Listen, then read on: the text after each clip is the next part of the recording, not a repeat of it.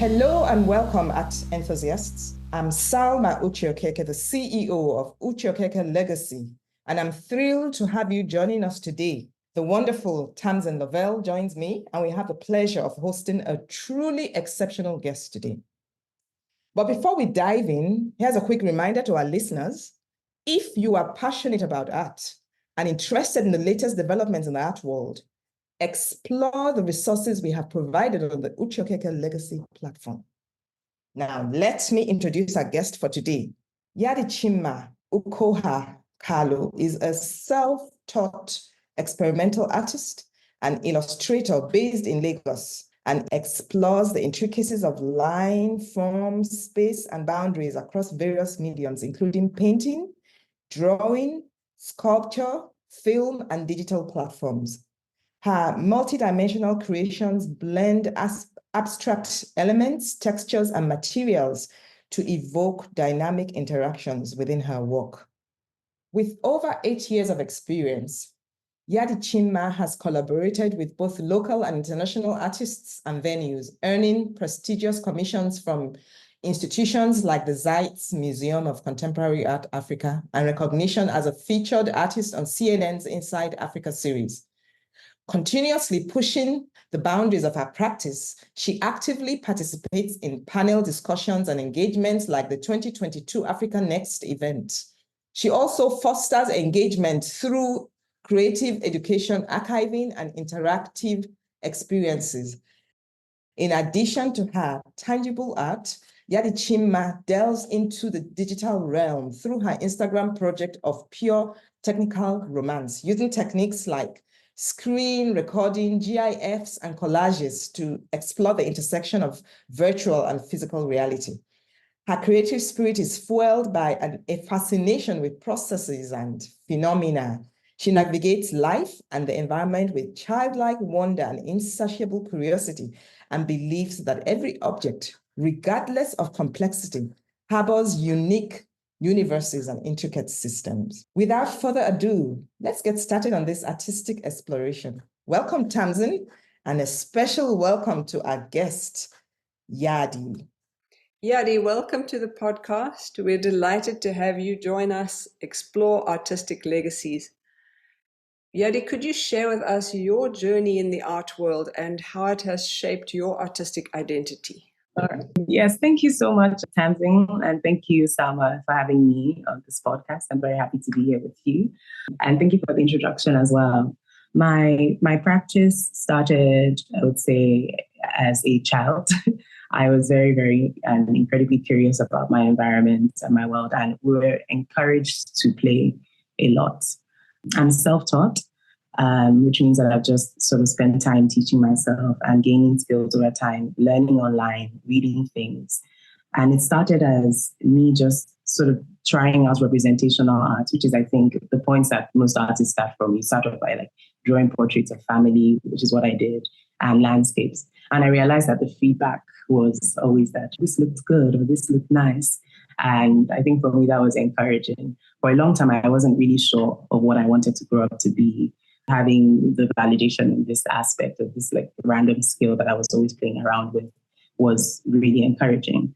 But after making like portraits and landscapes for a while, I think I started getting bored with that and really wanted to know, I guess, like the reason for making these sorts of like pictures. I wanted to go beyond just representing what was existing and understand why it is I was even connecting to art as a medium of expression for myself. And that's where I think abstraction comes into play for me. The abstraction is really about delving into the elements of line and shape and color and trying to understand how those things play a part in making stories that end up being this nice visual artwork. And I was exposed to artists like Picasso, Dali, very, very popular European artists. But I really enjoyed someone like Salvador Dali's work because for me, it was being exposed to this idea that within art, you could sort of form your own language and you could form your own systems. And that can then now inform how you build up your world and environment. And that reinforces the idea that abstraction was something, it was a mode I could use to engage the world. That's sort of how it's developed. And over time, I have gotten the chance to show in art exhibitions in Lagos, show also internationally, and also travel around the world, like just constantly exploring and expanding my interests. Yadi, we are curious about the inspirations behind your creations. Are there any notable influences or sources of inspiration that have influenced your work? Yes, there actually are. My first inspiration really comes from home. And I gave this to my mother. She was sort of a collector of antiquities. So we kind of grew up around china tops and decor plates and vases. And I remember that I was going to other people's homes and I didn't really experience like the amount of curation and attention to detail that my mother had put into my home. This is something I realized like when I was much older. I had this question, why am I so interested in objects and maybe the way things are placed? It was sort of because she exposed us to that early on. So we began to appreciate beauty for just beauty's sake. And she also encouraged us to play. We have this like interesting picture where me, my brother, and my sister are playing in the mud, and she took that picture of us. So there was always sort of an openness to how we were exploring the environment and how we were using things that we're surrounded by. The home I grew up in as well was also this sort of like bungalow, farm, house kind of situation. I think my senses were very engaged as a kid. And when I think about growing up as well, I think of being a science student, like, and growing and doing and learning about science and learning about atoms and molecules, and also attending the things like biology class and seeing these biomorphic structures, which have now come into play with like my abstraction. So I can see how that has also influenced like the practice. And yeah, that's it for me. Coming from home is really the base of that inspiration, my mother as well, and school as well. I love that those inspirations came from that source, but the way you speak about them as well, it seems like they came naturally to you out of your own curiosity and your kind of blend of different interests. I'm imagining many artists sort of experience that, but they also struggle with the career side of their art. And yours seems to have just happened in a more natural and easier way. But I'm curious about if there was some sort of turning point for you in your art career, and if you could describe what that might have been. Yes. So there was definitely a turning point. I didn't, like I said, I never really knew that I was going to pursue art as a career full time. It wasn't even also an option for me. I did have these sort of like natural skills and inclinations towards drawing and making things. And luckily, I also had like my mom who was very observant of that. And she picked up on how I was drawing and just my general sensibility. So she thought this is going to be an architect. Because I think like that's like sort of like a safe option to think of, like, oh, your drawing can translate into these architectural drawings, which would be buildings, and like that's a valid profession. So I was very much headed in that direction for a long time.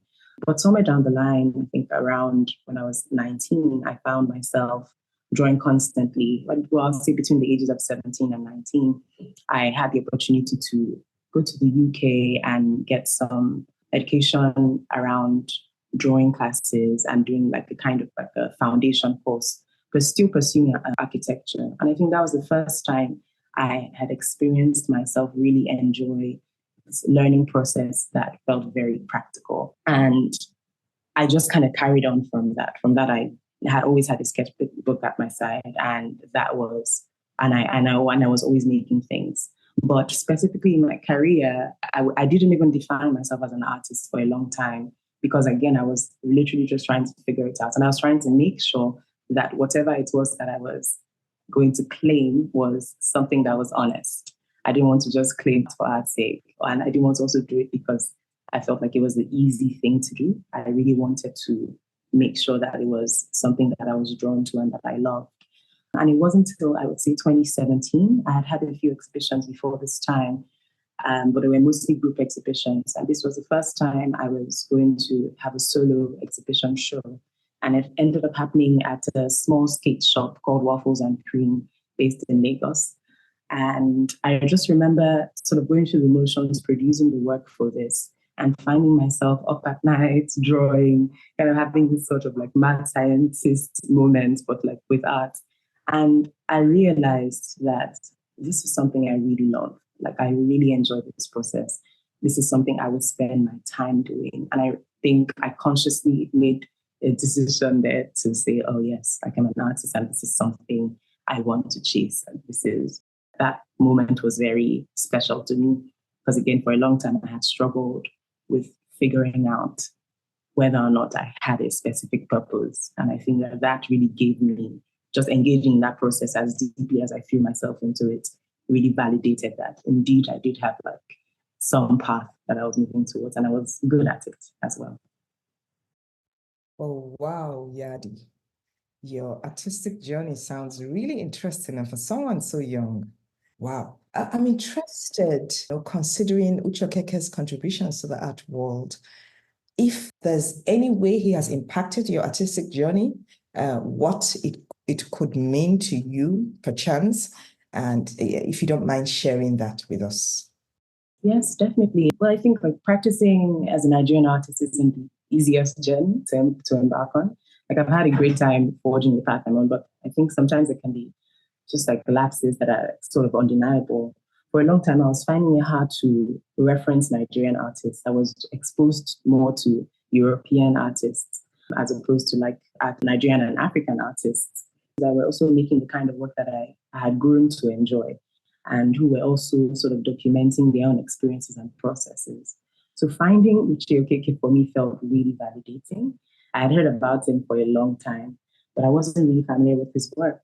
And I came across one of his books, which is a compilation of essays and short articles that he had written over a 20-year period. It's called The Art and Development in Nigerian Perspective, published by Iwalewa House. And I think for me, coming across that book, I was just completely blown away by the way he was taking account of the important changes that were happening with art from the 1960s to the 80s. And that time is really pivotal because the 1960s when we gained our independence, and also we have the Civil War in between that time. And it was just really interesting to see that a Nigerian artist in Nigeria was aware of what those like political changes meant, what the social changes also meant for art and art making. For me, he really articulated like what it meant to be a Nigerian creative as well. And I really enjoyed that. Something I value is, I guess, when people are able to document and archive, because I've spent a lot of my career sort of searching for resources and teaching myself. It's not very easy to come across material that is whole and it's full and it's coming from Nigeria. Our museum culture is not particularly like the greatest. So I really felt cared for, like discovering his work this way through his writing and through his words. And yeah, that's really how it's impacted like my journey so far. There's still so much to uncover. I'm still learning and finding out more. So in a way, really fortunate to have had the opportunity to dive into that work. I've got that book. It's a wonderful book. It is, yes. Art in Development. I've got it in my hand right now. The publisher refers to it as the most important publication by the founding father of Nigerian modernism, and it was published in 1982. It's a great resource. And speaking of legacies, what does the concept of legacy mean to you personally, and what would you like your artistic legacy to be? Well, I think legacy for me definitely represents the traces of a life lived intentionally. I think it's the things that end up influencing another person in one far-flung part of the earth, because we just decided to commit ourselves to the idea and our processes entirely. I would love my own artistic legacy to be that I committed to developing the roadmap that I currently am using for navigating my own life, and I did so playfully. And I employed all of my interests and all of my skill sets and continued developing them along the way. That's what has kept me inspired, and I hope that can also keep other people inspired. There's just this act of sort of committing to your process and exploring it fully. I was very pleased, Yadi, to meet you at the Hamatan workshop. I can't tell you how I felt about meeting a couple of you young people, taking some initiative and going that extra mile to improve yourselves and find out what's out there. You said you have been to the Hamatan workshop more than once. I would be interested to know, how have your experiences at the Hamatan workshop been, and how have they contributed to your growth as an artist? As someone who has developed like her practice independently for most of her life, the Hamatan workshop really is one of the few places that I get to experience creating art in a collective space, especially within Nigeria.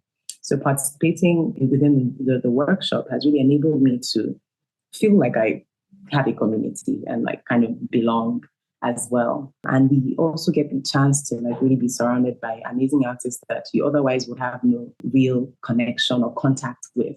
People like the painter Salma, who also works with the Bruce Onwekwe Foundation, and the ceramist Japikasi Natalie. It's like just coming in contact with them, sharing space with them, not only seeing their sort of like artistic abilities, but just like getting a chance to speak with these people. Something it's also giving me is like the opportunity to be able to develop new artistic practices. My art is constantly expanding, so I'm forever searching for new mediums and new ideas. And it was at the Hamatan workshop that I was able to pick up printmaking using the lino cut, and as well as stone carving, which has now become like a really, really important part of my own process. And of course, just sharing space with someone like Bruce Onwekwe, just being able to listen to him talk about his work and still be as old as he is, not even shaming age, but really he still has dreams for future young artists like myself. And it's like sharing space with like living histories. It's very, very rare to have that kind of experience, and it's not something that I take for granted. So it has really given me a lot. And so I will keep on going back, and hopefully it's something I can also help sustain as time goes on. It sounds amazing. I wish I could have been there as well. And Bruce Onwekwe is such an inspiring person. He was also a guest on this podcast. I'm sure his work has also been an inspiration for you and perhaps an influence. Would you say that he's shaped in any way your artistic vision through your interaction with him? Yes, absolutely. I'm especially drawn to his printmaking practice, which he's known for. He also came up with a new style of printmaking called plastography. But the printmaking I've been engaged in is the lino cut prints.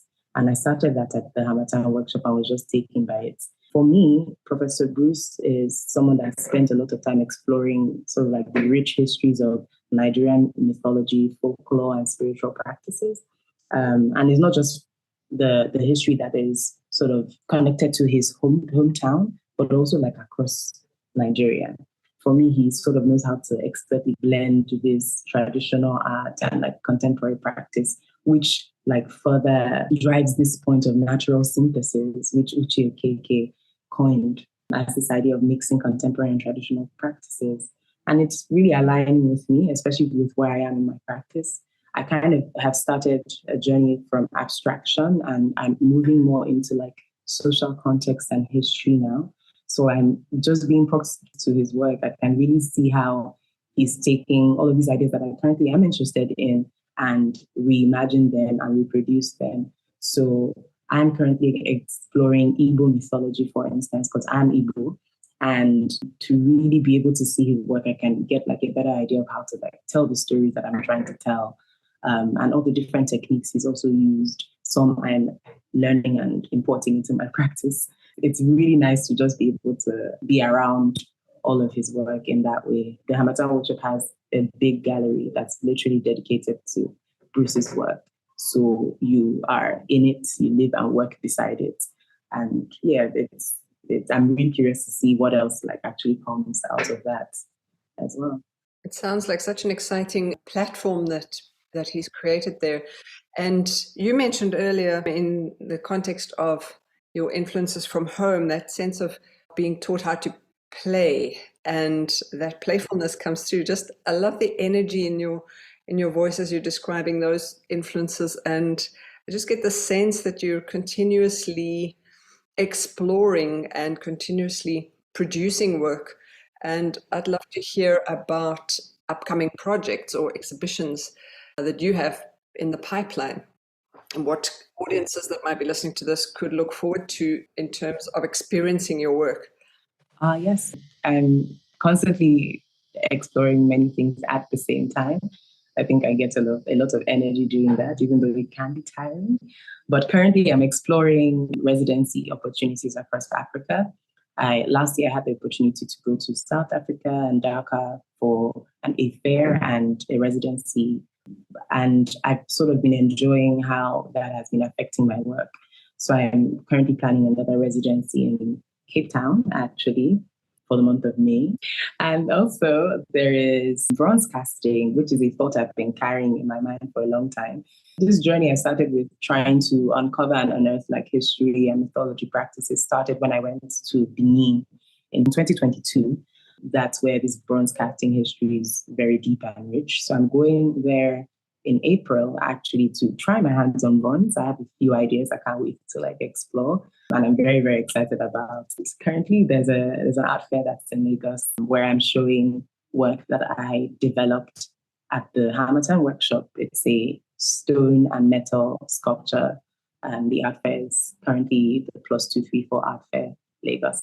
But yeah, there's sort of many more side projects under there. But it really sounds fascinating, Yadi. So much going on with you. And that's the beauty of it all, the energy you bring. And that's why I picked an interest in you and thought it would be really, really, really interesting to bring you on to our podcast. What advice would you offer to other artists who may be navigating their creative journeys? Just keep yourself open and honest with the process, to read a lot. There's so much information out there, and we can't always wait for someone to handhold, but there's so much you can open yourself up to by just researching. Definitely explore and experiment as much as possible. I feel like sometimes in the art industry, there can be this sort of idea of like focusing on one thing. And while that's not bad, the world of things that you could just uncover by trying something new, and you find your voice in that. It's literally how I got into my practice, by just sort of like trying things. I think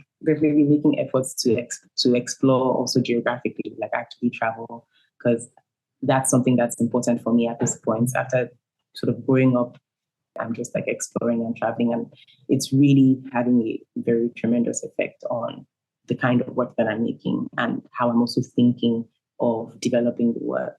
So yeah, making that effort to explore, even if it's within your country, but just go to places that you haven't been before, engage with people there. It changes how you look at life and how you are thinking about the future of your own practice. I definitely agree with you. The travel does open the mind's eye, expands one's vision and one's idea of even creativity. It's really important. And I see a lot of young people like you traveling quite a bit and, making that effort. And I think it's quite commendable. And it's something your father did extensively as well, Salma. Yes, he did. The journey remains the same for anybody that is seriously ready to grow their practice. You have to keep soaking in information from just about anywhere. The wider your scope, the better. Better you get a sense of your own self and develop your own voice, and project yourself better out there. It's quite interesting how things are the same and yet different, because Tamzin, we're talking about somebody of this age, for instance, compared to my dad would have been hitting 90 by now, by April, if he was alive. This wide generations apart kind of experiment. And you find that some things are exactly the same. And then something is impacted by technology. Your dad turning 90, he was an ageless kind of personality because he was so young and always experimenting and always trying to be at the cutting edge of new things. And I think you can be young when you're old and old when you're young equally. And that's exactly what you get from Bruce Onobabeya. Yes, exactly. It's the same energy. I was at a town workshop and he walked. I mean, those contemporaries, he's going to be walking until he drops and he's never getting tired. I was at the Hamatan workshop and he took me on a tour all by himself. And I was like, no, this is too much for you. He climbs all the way to the top, and I'm like, no, you don't need to go with me. And he said, no, let me show you. Yeah, I really, really appreciate that. It's nice. Amazing. And all of them, that set, like Odimayo, and he would say that he's a special breed of people because it's the same for every single one of them. There's no difference. Everybody is just basically continuing with that dialogue in their own way. That's all. Yadi, you're going in the right direction, and a lot of young people like you also are going in the right direction. And this is why it's important to have somebody like you as a guest on our podcast, because it sends a strong message to young people out there that are finding themselves or that are struggling to establish their purpose. They can see somebody doing it.